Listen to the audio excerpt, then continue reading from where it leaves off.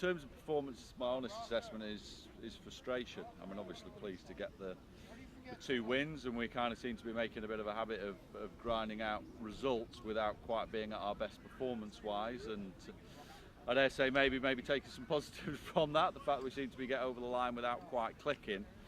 But as I say, a bit of frustration that we haven't quite clicked just yet. There's a lot more to come from this group. Looking back at the first game against Germany, quite a slow start, went quite a few goals behind, but after the first quarter the defence seemed to tighten up. There was just a bit of trouble moving the ball into offence, sort of getting the offence working. Yeah. Was that sort of a big sort of frustration for you? Yeah, we didn't communicate well in the first quarter, and the players identified that themselves. We just were hectic defensively, kind of just get ourselves into the spots we want to be and just kind of calm everybody down and communicate that well. That just didn't happen.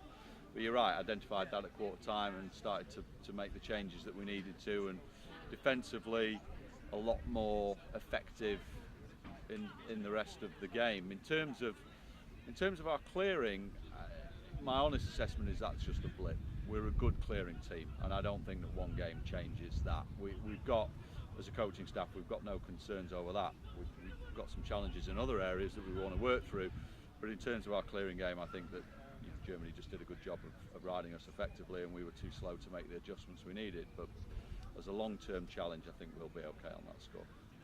And then moving on to the Wales game, again, first quarter, just finished the first game, so there was some sort of come down between the 2 games.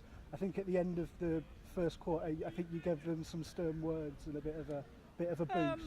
I don't know about stern words. I mean, what we just talked about was embracing the challenge, and we know that World Championships are tough. You're playing game, after game after game, day after day after day, and that's what we want to try and replicate, and we want to try and make these days incredibly tough for the players. So to play a full 80-minute game followed by a 15-minute break and then back out again is difficult, and we were slow to start, and all we really talked about was just we have to be able to embrace the challenge and to start being comfortable with being uncomfortable, and the mental battle as much as anything, that when your body's tired and when you're starting to feel a bit of fatigue in your legs, that you've got the mental strength to push on and try and find another level of performance. And we started certainly offensively clicking a bit more in the second, third, fourth quarters.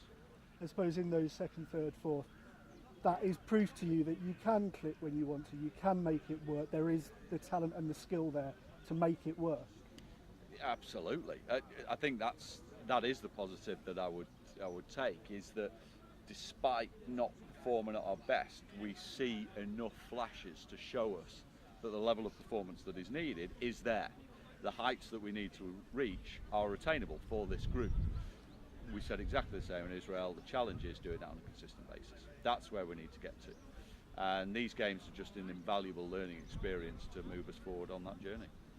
Say getting games like this on a weekend like this, obviously training weekends are useful, they're important, but you can't replicate competitive matches and that sort of competitive game environment. Yeah, you're absolutely right. It's why we've just enormously boosted the number of games that we're playing pre-tournament. We've had previous cycles where we've maybe played 2, 3, 4, and it's always difficult to find top level opposition. I mean, this time round we've played, well, in the last month alone we've played 7 very, very competitive games. So we've made that as a deliberate policy, as a deliberate choice, because you're absolutely right. What you can learn on the playing field is very different to what you learn on the training field. And finally, we've had a couple of the players who weren't in Israel join the squad for this weekend.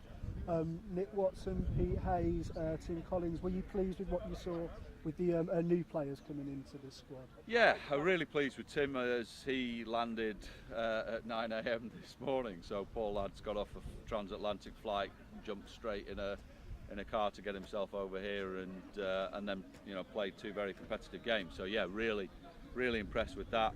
I think with Nick, we know that there's a heck of a lot more to come. Nick has shown in World Championship level, European Championship level, that he is an absolute matchup nightmare, an enormous offensive threat for us, and somebody who we would really look to start producing some serious points.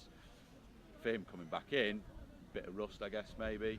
Same with Pete. So again, great opportunity to have those games where they can kind of play through that and find their feet a little bit.